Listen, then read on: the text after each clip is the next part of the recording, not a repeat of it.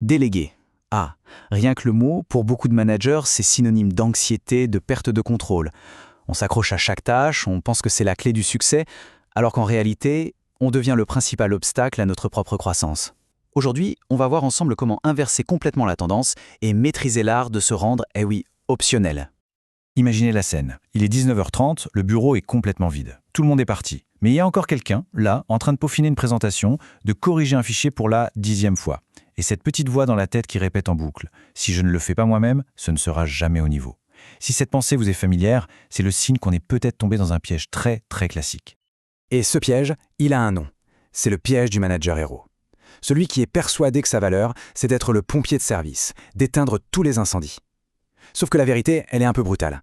En agissant comme ça, on ne sauve pas l'équipe. On l'empêche de grandir. On devient soi-même le goulot d'étranglement de sa propre réussite. Bon, ok, on a posé le problème. Mais alors, comment on s'en sort ? Eh bien, la toute première étape, la plus cruciale, c'est un vrai changement de perspective. Il faut absolument arrêter de voir la délégation comme une corvée et commencer à la voir pour ce qu'elle est vraiment, un pur investissement stratégique. Allez, on commence par casser un mythe tenace. Déléguer, ce n'est pas juste se débarrasser d'une tâche ingrate, refiler la patate chaude. Parce que quand on délègue avec cette mentalité, on ne transmet pas une opportunité, on transmet un fardeau. Et ça, le collaborateur, il le sent tout de suite. Voilà donc la bonne perspective, la réalité. Déléguer, c'est acheter du temps futur avec du temps présent.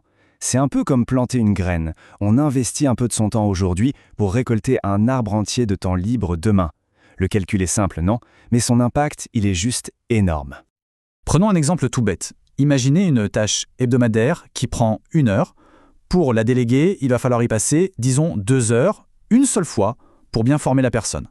Oui, à court terme, sur le moment, on a l'impression de perdre du temps.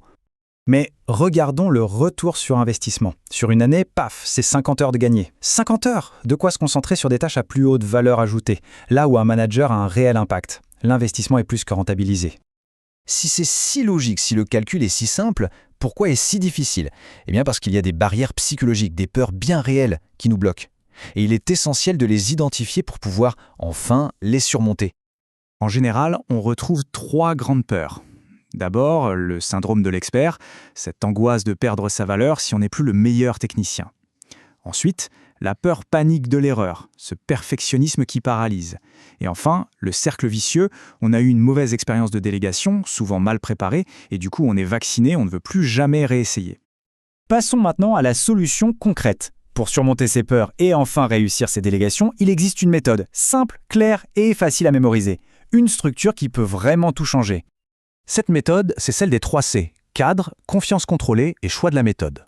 C'est un processus en 3 temps qui change la donne, parce qu'il permet de garder le contrôle non pas sur la personne, mais sur le résultat. Et ça, c'est toute la différence. Le premier C, le cadre. Attention, parce que c'est ici que 90% des délégations échouent. La différence est flagrante. Une demande vague comme « fais un rapport sur les ventes » obtient un résultat vague. Alors qu'un brief clair qui explique le pourquoi, le sens de la mission, ça transforme un simple exécutant en un partenaire stratégique. Le deuxième C, la confiance contrôlée. Déléguer, ça ne veut pas dire abandonner quelqu'un sans filet de sécurité. Au contraire, ça veut dire qu'on met en place des points de contrôle clairs dès le départ. Un simple checkpoint de 10 minutes à mi-parcours suffit à rassurer, à éviter les dérapages et à garantir que tout le monde avance dans la bonne direction. Et enfin le troisième C, et c'est souvent le plus difficile pour beaucoup, le choix de la méthode. La règle est simple. Si l'objectif est atteint dans les temps, même par un autre chemin, il faut savoir se taire. C'est se lâcher prise sur le comment qui développe l'autonomie et la responsabilisation des équipes. Imposer sa propre méthode, c'est tuer l'initiative. Bon, passons de la théorie à la pratique avec un exemple concret. Imaginons qu'on doive confier l'organisation du séminaire d'équipe à une collaboratrice, qu'on va appeler Sophie. À gauche, on a l'approche classique du micromanager. Envoyer une liste de tâches qui transforme Sophie en simple exécutante et le manager en vérificateur. À droite, l'approche des 3 C. On donne un objectif, un cadre, des points de contrôle. D'un coup, Sophie n'exécute plus, elle pilote un projet. La différence d'engagement et de résultat est juste colossale. Alors par où commencer ? Voici un défi simple à faible risque pour appliquer ces concepts dès demain. C'est ce qu'on peut appeler le défi de la tâche miroir. L'idée est toute simple, identifier une tâche récurrente qu'on fait par habitude, mais qui n'est pas au cœur de notre valeur ajoutée managériale. Ça peut être un reporting, un compte-rendu, et ensuite on se fixe un objectif libérateur. On ne vise pas la perfection à 100%, mais un résultat à 80%, ce qui est déjà excellent. Pour déléguer cette première tâche, on applique simplement la méthode en miniature. D'abord, on explique le pourquoi. Ensuite, on fixe un seul point de passage. Puis, on lâche prise sur le comment. On donne le droit de faire différemment. Et enfin, on accepte l'imperfection. Ce petit effort, c'est le prix à payer pour la liberté de demain. Et au fond, tout ça nous ramène à une seule question. L'objectif est-il d'être la meilleure personne de l'équipe ou de faire de son équipe la meilleure équipe possible? Parce que c'est en faisant confiance et en déléguant efficacement qu'on passe de l'un à l'autre.